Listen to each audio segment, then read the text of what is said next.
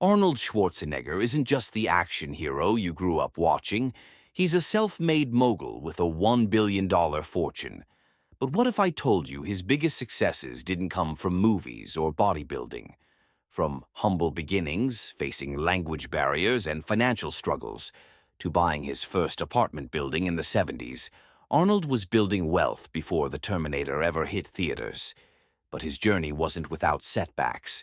From business failures to personal struggles that nearly derailed his career, Arnold faced challenges that would break most people. Yet, he came back stronger every time. So, how does a guy who barely spoke English when he arrived in the US not only rise to fame but build one of the most impressive business empires in the world? Let's dive into how Arnold turned every struggle into an opportunity and built a legacy of wealth and success. Let's go back to the beginning. Arnold arrived in the United States in 1968 with a dream to become the world's greatest bodybuilder. He had little money, a thick Austrian accent, and hardly any connections in the US. But from day one, Arnold had a plan.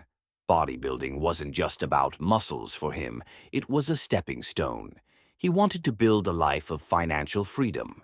He once said, "I knew I could get rich, I was determined to get rich, but bodybuilding was just the beginning." At first, his journey was anything but easy. In the late 60s and early 70s, bodybuilding wasn't the commercial giant it is today. Prize money was minimal, sponsorships were scarce, and Arnold had to hustle for every dollar. While he trained to become Mr. Olympia, he took on odd jobs, laying bricks and giving seminars about fitness.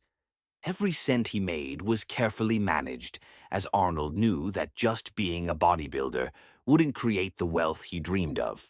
Instead of spending his earnings like many athletes do, Arnold made his first big investment in real estate.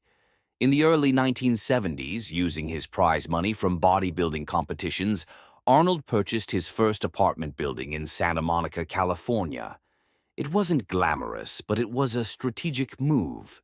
At the time, property values in Los Angeles were skyrocketing, and Arnold recognized that investing in real estate could provide long-term financial stability. Within a few years, Arnold had bought several properties, focusing on multi-unit apartment buildings. By the mid-70s, his real estate investments were already making him a millionaire, and this was before his Hollywood career had even taken off.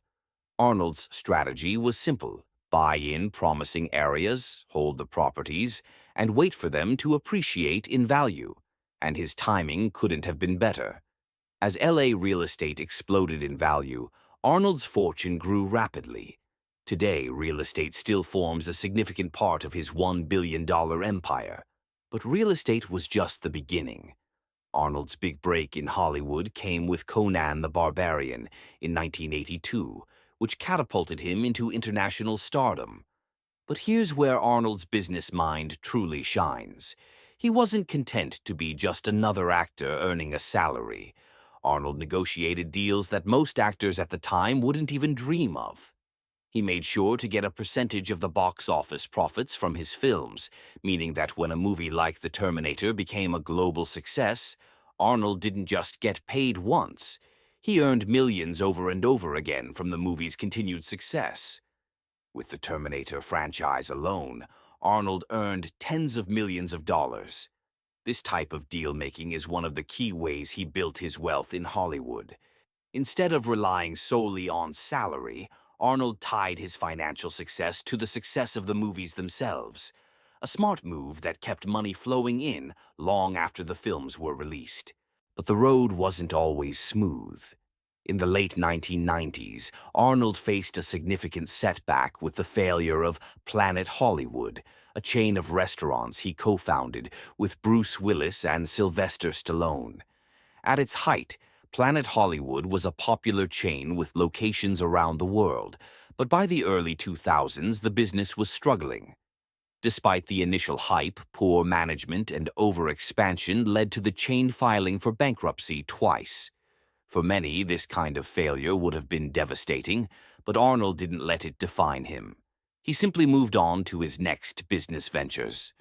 Arnold's resilience is a key part of his success. In the face of business failures, personal scandals, and the highs and lows of fame, Arnold always found a way to pivot. In 2003, he took on one of his biggest challenges yet, entering politics.